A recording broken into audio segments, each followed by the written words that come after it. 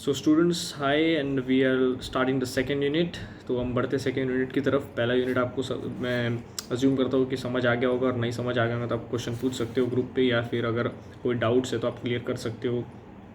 I am available on the WhatsApp and everywhere. So second unit में है हमारा event management, जिसमें हम देखेंगे फिजिबिलिटी क्या है, उसका ऑब्जेक्टिव्स क्या है इवेंट मैनेजमेंट के, वो क्यों नेसेसरी है, फिर उसके बाद sponsorship and importance and everything, planning, event planning, ये सब देखेंगे हम। तो यूनिट नंबर 2 स्टार्ट करते हैं बिना वक्त ज़ाय किए।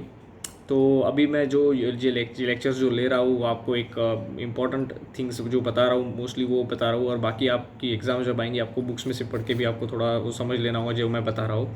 काफ़ी बुक्स अवेलेबल है, जैसे कि आपने वो सिलेबस के नीचे जो रेफरेंसेस बुक दिए वो पढ़ना आप स्टार्ट कर दिया होगा तो अच्छा होगा, तो ये लेक्चर्स आपको समझ में ईजीली आएंगे।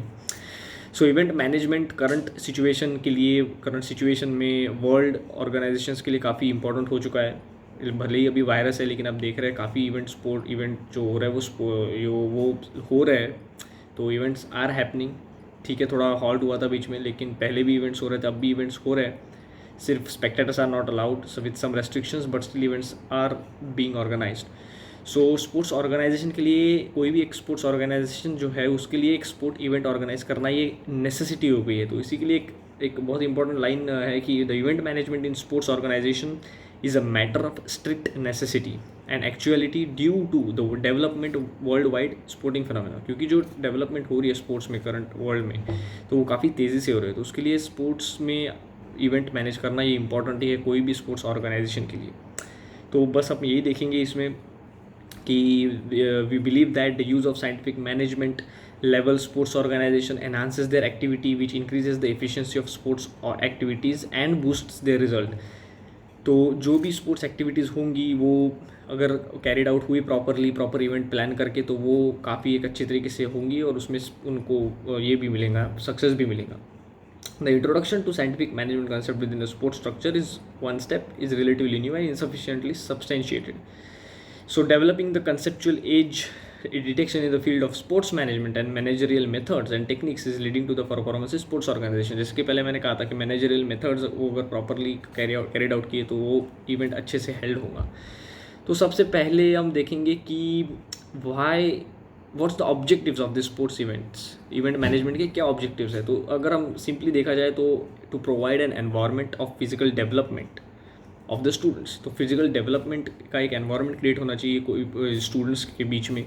So this is one of the most like important objective of managing any sport event, to provide opportunity to the students to showcase their talent in sports fields, to generate revenues for the sports organizations, to promote sportsmanships among the people around the world. So action the plan for the year, organize various outdoor and indoor games during any weeks, so you can generate more and more revenue, participate in sports events for participation. अगर local participation रखा तो वो भी, उसमें भी एक better होगा सब चीज़ें, because any sports organisation has to include more and more participants so that it will create more environment, it will create more revenue for the organisation and it will give out a more sporting environment. So these are the main, या फिर कह सकते हैं कि mandatory objectives of any sports event which are carried out in the current situation. और अगर उसमें हम स्टाफ मेंबर्स को भी इंक्लूड कर सकते हैं कोई भी इवेंट मैनेज करने के लिए, because more the people participating will be more the environment, so that will B one of the very important objective. So any sport event अगर कोई भी कैरिड आउट करना है तो उसका ऑब्जेक्टिव यही रहेगा कि एक स्पोर्ट कल्चर तैयार करे और स्पोर्ट्स को प्रमोट करे with in the young people, with in the students, और उसको बढ़ाए जाए एक के ज़रिए, दो के ज़रिए और हज़ारों के ज़रिए। क्योंकि जब तक स्पोर्ट्स कल्चर डेवलप नहीं होगा तब तक स्पोर्ट्स इवेंट उतने सक्सेसफुल नहीं होंगे। So you have to include the participation more and then you can get success in the sports events. So this are the like objectives of any sport event for any sports organizations to become successful also, because अगर आप मोर sports event help करोगे आपका revenue बढ़ेगा और वैसे ही sports organisation बढ़ती जाएंगी। So moving on to the next point which is the feasibility. अब फिजिबिलिटी क्या है कि कोई भी स्पोर्ट्स इवेंट कैरी करने के लिए तो फिजिबल है या नहीं ये देखना होगा। तो now when an idea has come up for the any sports organisation for any sports event or any traditional event which is going to be organized, so it must be examined. सबसे पहले उसको निहारना ज़रूरी है, उसको एक scrutiny करना ज़रूरी है कि if the idea is good और नॉट। ये स्पोर्ट इवेंट हेल्ड कर रहे हो तो ये स्पोर्ट इवेंट आइडिया हेल्ड करना है, इज़ इट गुड आइडिया और is it a bad idea. So you have to figure this point out first, is it feasible और नॉट। फिजिबिलिटी में ये एक मोस्ट इंपॉर्टेंट पॉइंट है कि कोई भी एक आइडिया आई है, ओके फॉर एग्जाम्पल मुझे एक टेबल टेनिस टूर्नामेंट ऑर्गेनाइज करनी है। So for that I need to understand कि ये जो आइडिया है सबसे पहले इज़ इट गुड और नॉट, इट इज़ वैलिड और नॉट, और इट इज़ रियली फिजिबल और नॉट। ठीक है, तो 3 important points, is it good और नॉट, इट इज़ वैलिड और नॉट, और whether the event is possible और नॉट। सो ये 3 बहुत इंपॉर्टेंट पॉइंट पहले फिजिबिलिटी में आएंगे। नेक्स्ट मूविंग फॉरवर्ड हम देखेंगे कि if there are sufficient resources available to implement the event. तो अगर आपके पास सफिशिएंट रिसोर्सेज होंगे वो इवेंट इम्प्लीमेंट करने के लिए, तो वो आपको देखना होगा। So we can mention some of the market demands. Current market demands में जो फिजिबिलिटी क्राइटेरियाज है वो अभी मैं आपको मेंशन करके बताऊंगा, which are if there is interest in the programme. अगर कोई भी आप स्पोर्ट इवेंट हेल्ड कर रहे हो तो सबसे पहले आपको देखना होगा कि वो प्रोग्राम में लोगों को इंटरेस्ट है या नहीं। If the infrastructure the venue is available, या फिर सूटेबल, वो जो भी इंफ्रास्ट्रक्चर है वो वेन्यू है वो सूटेबल है या नहीं सबके लिए, प्लेयर्स के लिए, एथलीट्स के लिए, या जो भी हो, या फिर स्पेक्टेटर्स के लिए आने के लिए वहाँ पे। If there is enough capacity, if there are enough financial resources, वहाँ पे इनफ कैपेसिटी हो है या नहीं लोगों के बैठने के लिए, फाइनेंशियल रिसोर्सेज है या नहीं इम्प्लीमेंट करने के लिए इवेंट। अगर आपका बजट ही नहीं होगा और आप सोच रहे होंगे कि मैं IPL कंडक्ट करूँगा तो वो पॉसिबल तो है नहीं। IPL just give an example, पर अगर आप कोई मोर एक्सपेंसिव इवेंट हैंडल करने के लिए सोच रहे होंगे तो आपको सोचना होगा कि आपका बजट क्या है। सो फाइनेंशियल रिसोर्सेज अवेलेबल होनी चाहिए at the same point.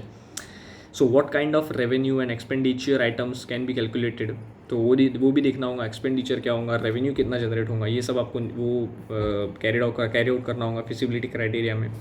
Letter on what human resources can are available to ensure the professional level of the event, क्योंकि आपको लोग लगेंगे, मैनेजर्स लगेंगे पूरे इवेंट कैरी आउट करने के लिए।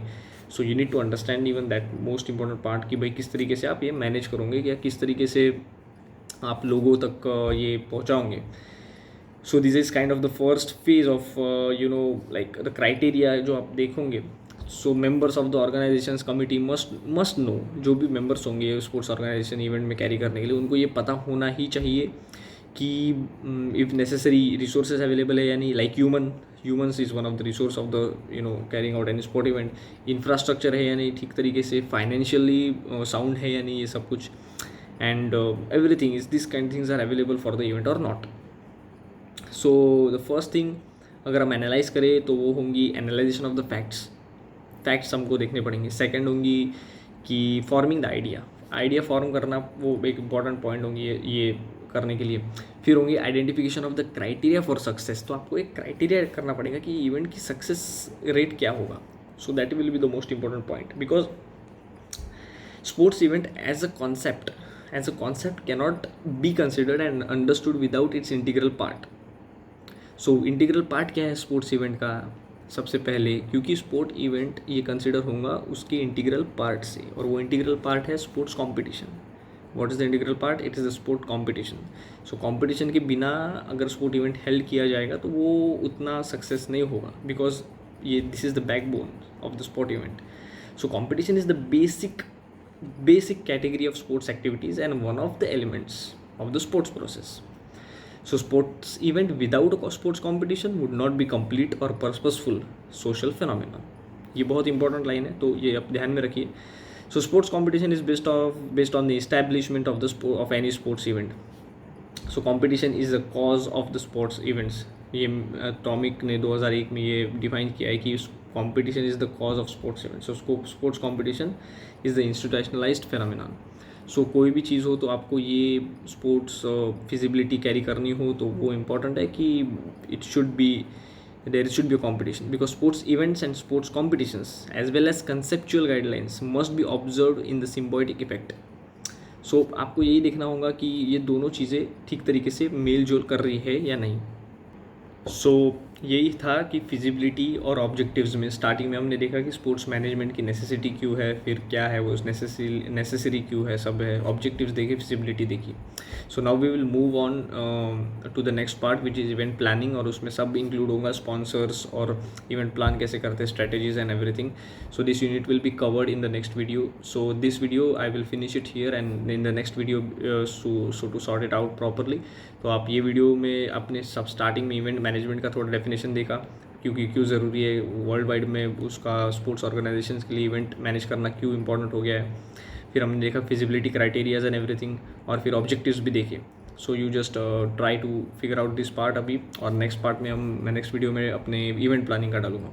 So thank you.